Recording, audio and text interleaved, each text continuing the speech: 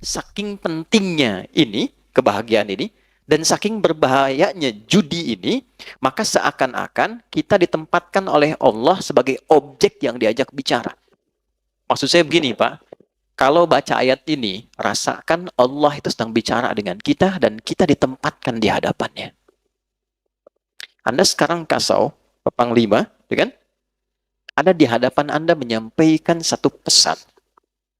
Kira-kira sikap kita sempurna atau kita selengean? Masih sempurna.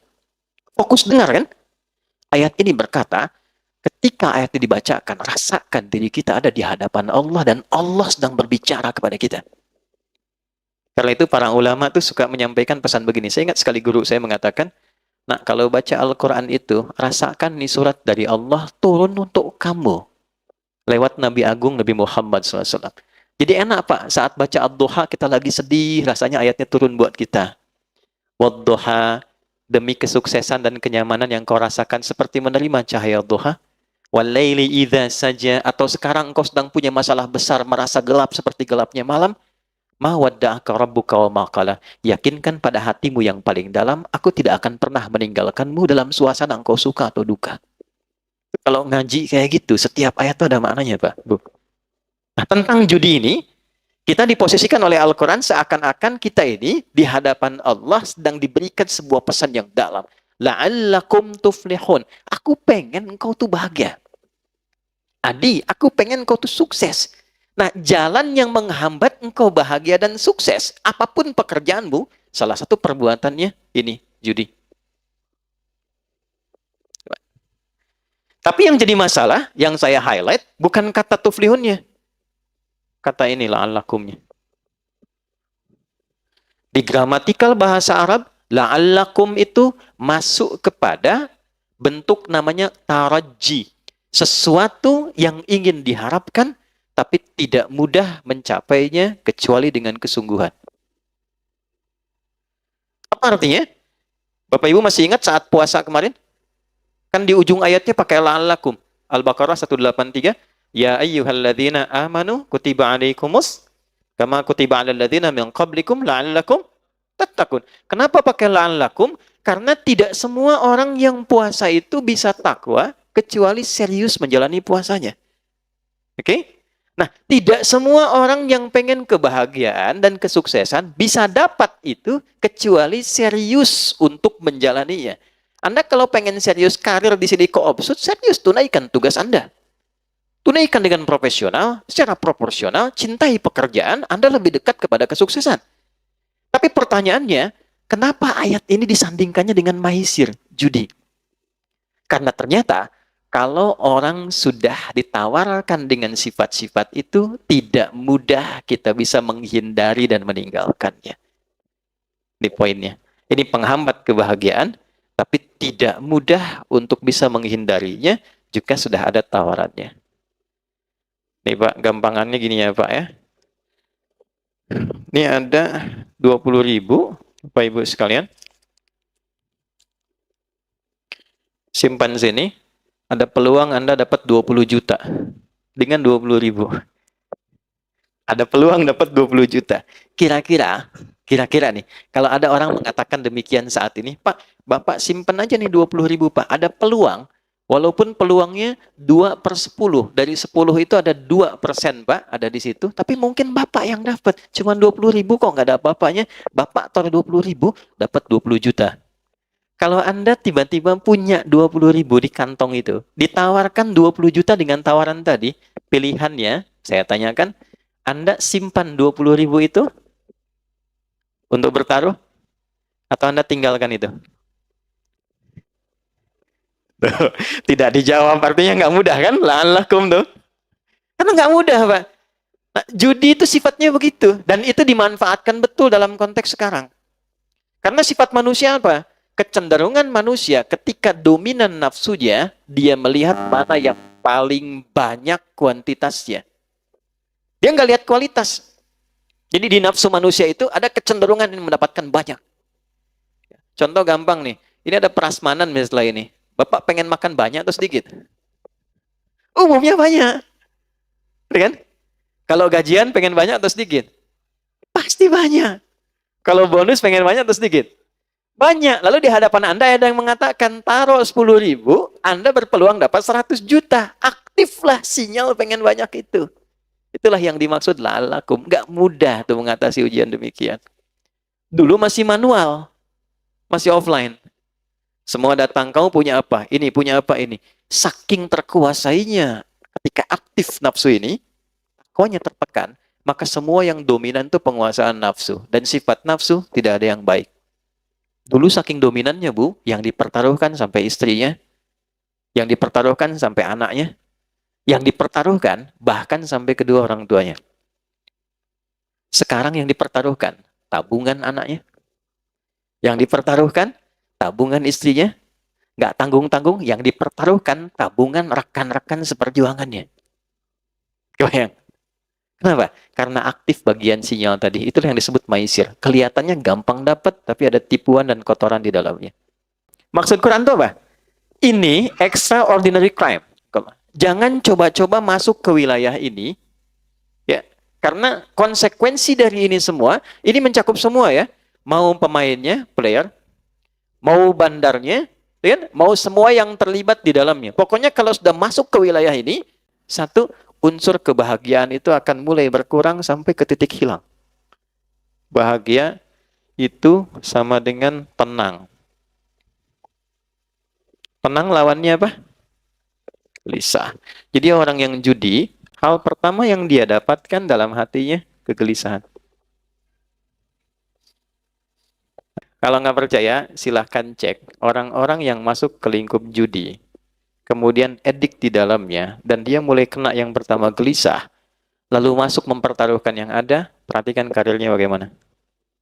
Itu yang kemarin, 800 sekian juta. Lihat dampaknya kepada karirnya. Selesai. Pengabdiannya tidak dilihat. Pertaruhan nyawanya sebagai abdi negara. Selesai semua, Pak. Dia berhenti dalam keadaan tidak terhormat dan melekat status pada dirinya sepanjang hidup seorang penjudi. Judi yang dulu offline, sekarang masuk online. Nah, ini Pak, di situasi kita sekarang. Nabi sudah wanti-wanti 15 abad yang lalu. Terjadi percepatan digital, waktu semakin cepat, dan kejahatan polanya berpindah. Dulu polanya offline, sekarang online. Masuknya ke wilayah-wilayah yang selalu membersamai kita. Handphone kita kan sering online. Ya kan? Orang sekarang sudah nggak penting handsome, Bu. Yang penting handphone. Bangun tidur kan sudah buka status. Oke? Sholat baru salam sudah buka status. Nah sekarang dari semua yang dibuka itu sudah masuk ke dalam situ semua unsur-unsur ini. Ini sulit dikendalikan. Tahun 2007, ini perempuan juga di Amerika. Ada seorang perempuan, dia menganalisis. Melihat setiap negara dengan bonus demografi tinggi. Kan? Dan tapi saking cerdasnya orang ini, cuma kecerdasannya ditempatkan pada sisi yang negatif. Saking cerdasnya, dia melihat negara yang di tempat itu judi tidak menjadi legal. Nggak dilegalkan, nggak dilokalisasi. Singapura, legal. Ada lokalisasinya. Oke? Macau jangan ditanya. Amerika punya Las Vegas. Malaysia punya Genting. Kan? Semua lokalisasi. Saya tanya, di Indonesia legal nggak? Hah? Tidak kan? Ilegal kan? Hukum positifnya kan nggak ada memperbolehkan. Jelas kalau pasal 303, ya kan? Hukumannya jelas dari 8 tahun sampai 10 tahun, kan? Walaupun di situ ada kalimat kecuali yang dibenarkan oleh hukum atau pemerintah. Tapi kan pemerintah kita tidak. Artinya apa? Dia dipandang ilegal. Dia tidak legal. Perhatikan baik-baik. Maka orang ini membuat sebuah sistem dan melihat bagaimana memanfaatkan bonus demografi di satu tempat yang judinya itu tidak memiliki legalitas, dan kecenderungan manfaat dan kecenderungan masyarakatnya itu senang dengan handphone. Dan dia temukan kesimpulan bagaimana membuat sebuah sistem judi yang polanya khusus masuk ke wilayah ini yang bisa dikendalikan dari jauh karena online. Jadi bikin dari luar, Pak. Bikinnya dari luar, tapi nanti pengguna-penggunanya IP-nya bisa ada di dalam. Ya, yang diberikan gampang. Dia nggak bikin yang besar-besar. Yang besar sudah ada. Roulette, yang kasino. Ya, orang-orang ini mainnya nggak di tempat kayak gitu. Kalangan-kalangan yang tidak ke Las Vegas, tidak ke Macau, dan sebagainya. Difasilitasi pada satu bagian perangkat yang dia bawa dalam hidupnya terus.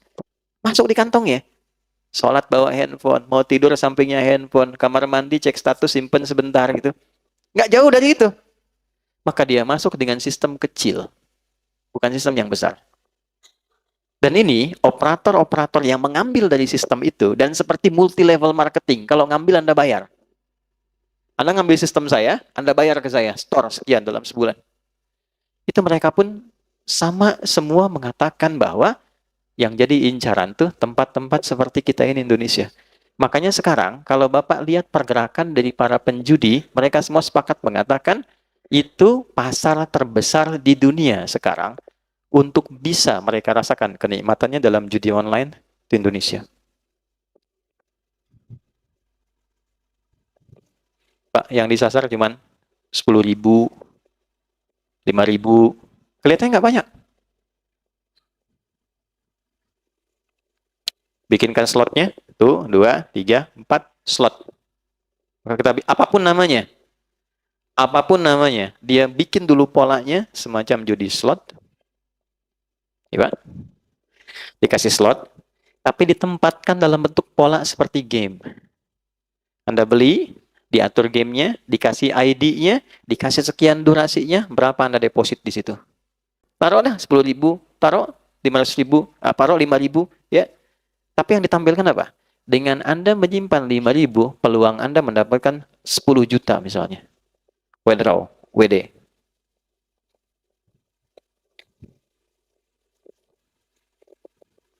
Pak, 5.000 itu berapa persen sih Pak dari pendapatan? Anda dapat 5 juta, keluar 5.000, berapa persen?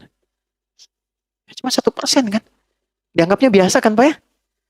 Biasa tuh maksud saya sedikit kan? Gampang kan? Gampang keluarin. Maisir, gampang. Maisir yang dianggap ringan, receh. Receh 5.000 ini. Kalaupun hilang nggak apa-apa. Kan? Ya. Nah, ini hati-hati. Walaupun kelihatan cuma 5.000, tapi dampaknya ini, Pak. Ya, ada kegelisahan. Gelisah nih. Kalau sekarang dapat, udah setannya aktif, CS-nya juga WA, masuk lagi, besoknya aktif lagi, aktif terus begitu. Sampai tak terasa habis berapa. Kalau main 5-6 kali, Pak, yang ketujuh dikasih menang dulu. Ini pengakuan dari admin. 5-6 kali dalam sehari, misalnya pagi masuk lagi, siang deposit lagi, sore deposit, sampai malam orang tahajud ini deposit, dikasih menang. Jadi dia cerita ke teman, kamu tahajud dapat apa? Saya main game dapat uang, kamu tahajud dapat apa-apa? Itu bisa begitu. 7 kali dikasih sekali, nanti besoknya dipertaruhkan yang dia dapat semalamnya itu. Selesai. Makanya di dunia orang-orang judi, pengakuan bandar sampai sekarang, orang paling bodoh itu orang yang ikutan slot katanya. Kenapa? 10 orang ikut. Naruh masing-masing 1 juta. Misal. Jadi berapa? 10 juta. Diputar, Pak. Uang ini begitu masuk, ini kan peluangnya itu kan paling sampai 10-20%. Artinya 1 orang sampai 2 orang. Sekali putaran itu ya. Begitu masuk, bandar judi itu udah ngambil, Pak, Ibu. Diambil sama dia tuh minimal itu 70-80% ya. Jadi kalau Bapak naruh 10 orang ini, naruh uang masing-masing 1 juta, ini sama dengan ngasih ke bandar. Bandar, nih kasih. Sama bandar diambil 8 juta. Yang dia putar 2 juta. Ini 2 juta itu dia kembalikan ke 10 orang ini. Supaya diputar, supaya mereka saling berbagi untuk dapat. Dikasih harapan. Nanti kalau nggak dapat, naruh lagi aja. Siapa tahu Anda. Itu sama dengan kalau kita masih bisa berpikir, mana ada Pak, orang ngasih ke situ cuma buat dikasih, 10 masuk, kita suruh perebutin 2 juta. Itulah slot. Nggak ada satupun orang ikut judi itu bisa jadi kaya. Itu mustahil. Karena judi itu bukan tempat sodakoh, Pak.